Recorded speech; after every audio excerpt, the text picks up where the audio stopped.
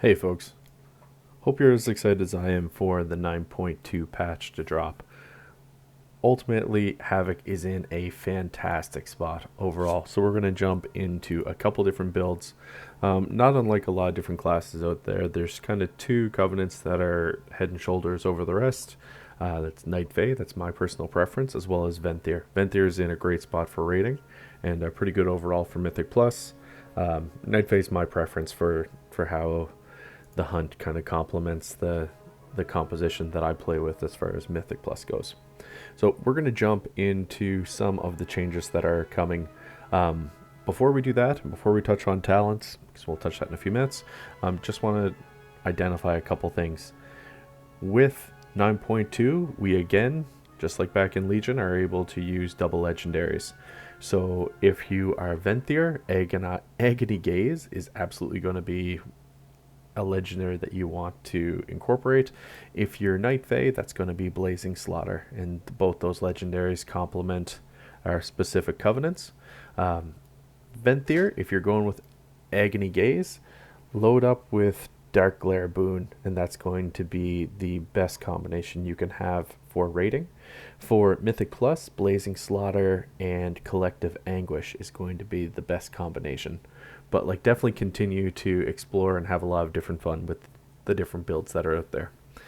Now, I specifically am continuing to play Night Fae. Night Fae's got a couple of ways that you can really stack this out. You can go with a Fellblade, Demon Blade, Glaive Tempest approach for tiers 1 through 3, then Soul Rending, First Blood, or Cycle of Hatred. It just depends on your conduits you're rolling with. Fell Eruption is great for tier 6, and finally Demonic for tier 7.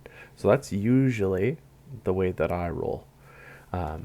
Alternatively, there's a lot of different builds that are out there. We've seen some really attractive ones if you're going single target in rating, where Fell Blade Demon Bite stays for your first two tiers, but then you go Unbound Chaos. Depending on what the raid composition is, you may need Netherwalk just to have an immunity. And then you can go with more of an essence break and momentum approach if you want to go with an overall momentum build. This is still totally viable in 9.2 and actually helps with your single target without any major issue. Now, when you jump back into Mythic Plus, there's a couple different approaches you can go here. You can go with the previously identified build, or you can go with something more like Blind Fury, Demon Blades. Unbound Chaos will really just depend on what the rest of your overall group is looking like. And then you can stick with the Essence Break Momentum build, or you can go First Blood, Demonic, or Cycle of Hatred. It really kind of comes down to what specific conduits you're rolling with. If you're going to load up on Korean like I am, because Mythic Plus is my go-to, you want to have this Dancing with Fate incorporated in, because Blade Dance just becomes such a key part of your overall build. So we'll continue to look at synergies with that, but ultimately what we want to touch on before we get too far down this guide, let's back up and talk about our tier legendaries here, because if you're not familiar, tier sets are coming back with this latest patch, and they are just going to be a ton of fun. The 2 set, if you're less familiar with it, basically you've got to pick up at least 2 pieces from the new raid that's coming, Eternity's End, and you'll get these specific pieces of loot on either your helm, shoulders, chest, or legs. We'll keep that in mind as you're identifying where you want to craft your legendaries. But just jumping into what we have in front of us, Tier 2 is going to give us Deadly Dance, so that increases Death Sweep and Annihilation, or Blade Dance and Chaos Strike damage by 20%. So that is a fantastic passive approach. We don't even need to change our builds.